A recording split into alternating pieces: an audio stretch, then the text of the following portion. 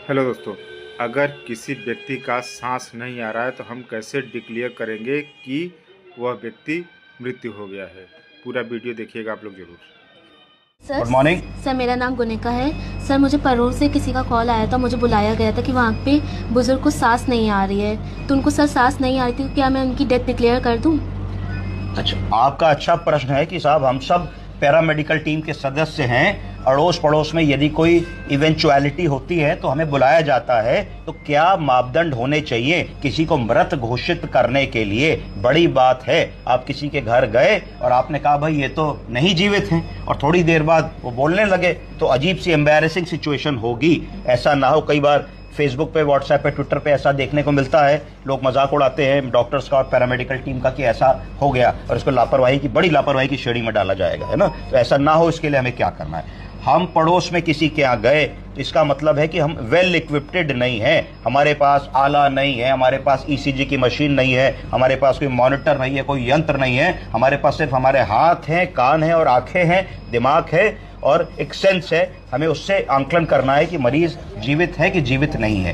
पहली चीज हमको देखनी है कि मरीज की कोई पल्स आ रही है कि नहीं। इसको हम हाथों से देख सकते हैं। सबसे पहले हम लोगों ने ये वाली पल्स को फील किया, जिसको रेडियल पल्स कहते हैं, या ब्रेकियल पल्स फील करी, कैरोटिड पल्स फील करी, फीमोरल पल्स फील करी, और हमने 30 सेकंड तक हाथ रखा कि गलती तो नहीं हो रही। हर पल्स को फील करके देखा। अगर मान लीजिए किसी प्रकार की कोई साउंड नहीं आ रही है तो इसका मतलब आपको ये समझ में आएगा कि मरीज का दिल नहीं धड़क रहा है, क्योंकि बिना आले के कान से हार्ट साउंड कैसे सुनोगे? नहीं सुन सकते ना, उसका कोई प्रोविजन नहीं है आपके पास।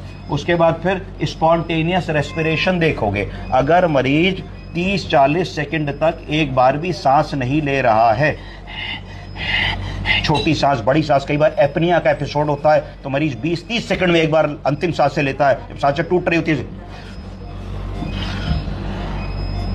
रुक रुक के। तो ये हमको देखना है कि 30-40 सेकंड तक अगर एक भी रेस्पिरेटरी ड्राइव नहीं है, ना इंस्पिरेटरी फेज है ना एक्सपिरेटरी फेज है, तो इसका मतलब है कि रेस्पिरेटरी एफर्ट मरीज का नहीं है। उसके बाद आप मोबाइल तो होगा आपके पास, सब रखते हैं, टॉर्च तो होगी नहीं, तो मोबाइल से आंखों का प्यूपिलरी रिफ्लेक्स चेक करना है। मोबाइल की लाइट को आंख के ऊपर डालना है। प्यूपिल्स, पुतली जो होगी वो रिएक्शन टू लाइट दे रही है कि नहीं। जैसे हम पुतली पे लाइट डालेंगे, पुतली चौड़ी हो जाएगी। क्या हो जाएगी?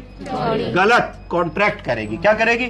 कॉन्ट्रैक्ट करेगी। क्यों? क्योंकि जैसे ही रोशनी डालोगे तो रिस्पॉन्स होगा, नहीं आने देंगे, नुकसान होगा, तो कॉन्ट्रैक्ट हो जाएगी जैसी लाइट। तो आपने देखा कि रिएक्शन टू लाइट है कि नहीं, प्यूपिलरी रिफ्लेक्स है कि नहीं। उसके बाद अगर नहीं है तो आपने देखा कि प्यूपिल